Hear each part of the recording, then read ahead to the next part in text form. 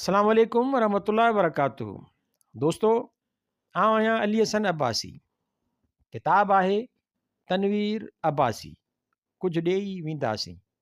ख़ाका, interview, मज़मून, इब्यास, सफ़रनामो ऐं शाइरी। Anthology मुरतब यूसुफ सिंधी। छपींदड़ सिंधी अदबी board, ॼामशोरो Sindh.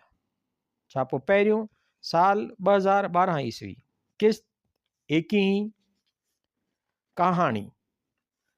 Tanveer शहरनि खां अलावा केतिरा ई मज़मून बि लिखिया आहिनि ऐं साबित कयो अथसि त हू हिकु सुठो मज़मून लिखंदड़ बि आहे।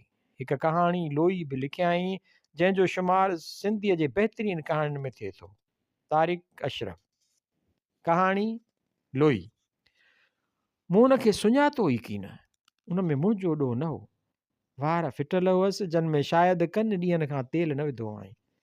संदसि रंग कंहिं उस में पियल पन जियां लहसिजी वियो हो। कपिड़ा मेरा थी विया हुअसि ऐं कमीज़ जा बटण खुलियल हुअसि। अंदरां संदसि पघर में मेरी थियल गंजी ज़ाहिर थी रही हुई। मूंखे एतवार ई न आयो त हीउ को साॻियो रफ़ीक आहे जो मूंसां पूरो साल गॾु पढ़ियो हो, जंहिंजो मुंहुं भरियल ऐं रंग निकिरियल हूंदो हो, जंहिंजा वार सदाईं सलीके सां संवारियल हूंदा हुआ ऐं जंहिंजी निराड़ ते हिकिड़ी चग सदाईं लहराईंदी नज़र ईंदी हुई ऐं सदाईं साफ़ पैंट ऐं रंगीन बुशर्ट में मलबूस नज़र ईंदो हो। मां ऐं रफ़ीक 6हें दर्जे में गॾु पढ़िया हुआसीं। उन ज़माने में जॾहिं मास्तर असांखे पढ़ाईंदो हो त ही नोटबुक ते मास्तर जी कार्टून ऐं छोकिरियुनि जे स्केचनि ठाहिण में मशगूल नज़र ईंदो हो ऐं जॾहिं क्लास पूरे थियण बाद हू मूंखे उहे कार्टून ॾेखारींदो हो त असीं ॿई गॾिजी वॾा वॾा टहक ॾींदा हुआसीं ऐं थोरीअ देरि बाद हिन जे चपनि ते हिकु मुर्ख खेॾंदे नज़र ईंदी हुई।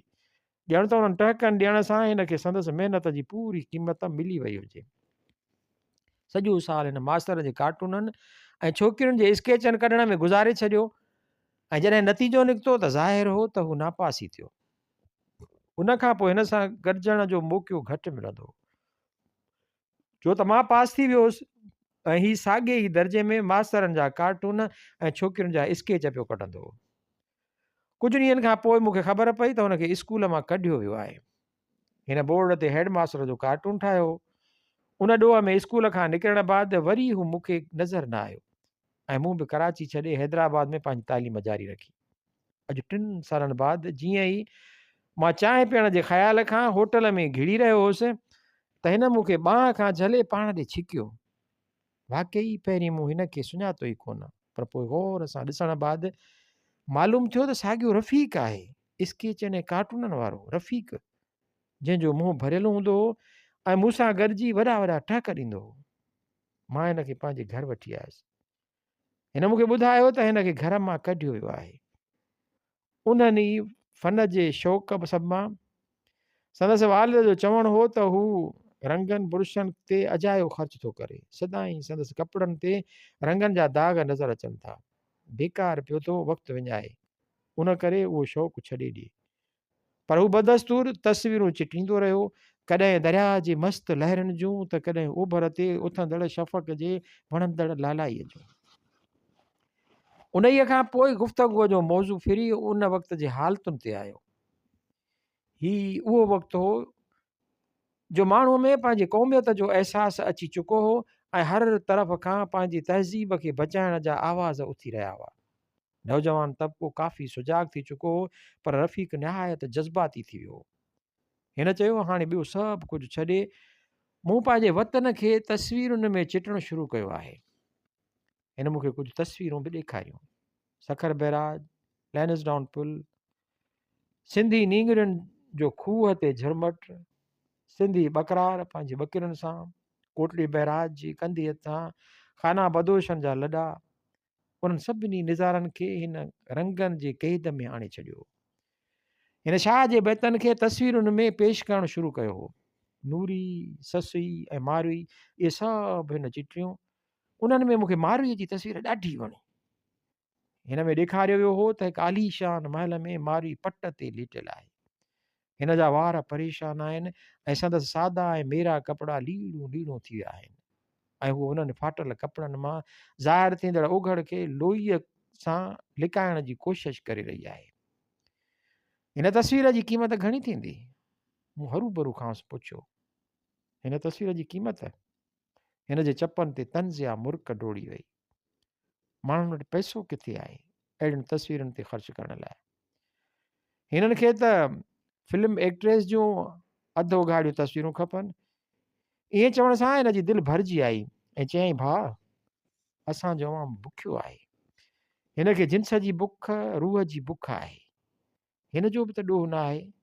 हिन खे त कंहिं न कंहिं तरह सां पंहिंजी बुख मारणी आहे। ऐं आर्टिस्ट, उहे बि बुखिया आहिनि, पेट जा बुखिया। गोया ही बि हिकिड़ो बुख जो सौदो आहे। आर्टिस्ट अवाम जी बुख मिटाइनि था ऐं अवाम आर्टिस्टनि जी। 2-3 ॾींहं मूं वटि रहण बाद उहो रोज़गार जे तलाश में निकिरी वियो ऐं संदसि ख़त मूं ॾे ईंदा रहिया। कॾहिं लाड़काणे मां त कॾहिं सखर मां, कॾहिं किथां त कॾहिं किथां। पहिरियां ई तकड़ा तकड़ा ख़त लिखंदो हो ऐं पोइ आहिस्ते आहिस्ते करे ख़त लिखण बि बंदि करे छॾियईं। संदसि ख़तनि में सदाईं संदसि फ़न जी क़दुरु न थियण जो ज़िक्र हूंदो हो। 1 साल बाद ओचितो हिन जो ख़त आयो, जंहिंमें हिन पंहिंजे अचण मुतलिक़ लिखियो। जंहिं ॾींहुं उहो अचण वारो हो, तंहिं ॾींहुं मां असुलु स्टेशन ते वियुसि। गाॾी अचण ते मूं थर्ड ऐं इंटर गाॾो ॻोल्हणु शुरू कया। तवक़ो जे ख़िलाफ़ु उहो हिकु सेकेंड क्लास गाॾीअ मां सूटकेस खणी हेठि लथो।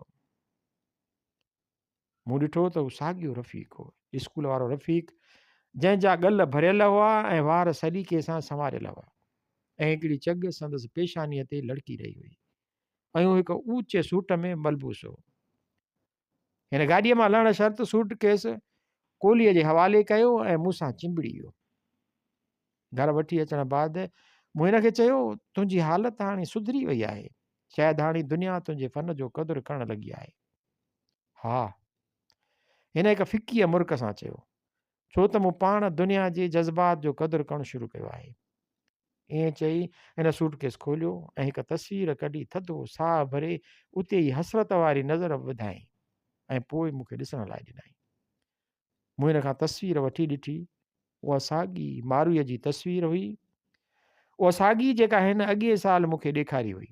फ़र्क़ु फ़क़ति इहो हो त हुन जी लीड़ूं लीड़ूं थियल कपिड़नि मां बदन जी ओघड़ ज़ाहिर थी रही हुई ऐं हिन जी लोई लही वई हुई।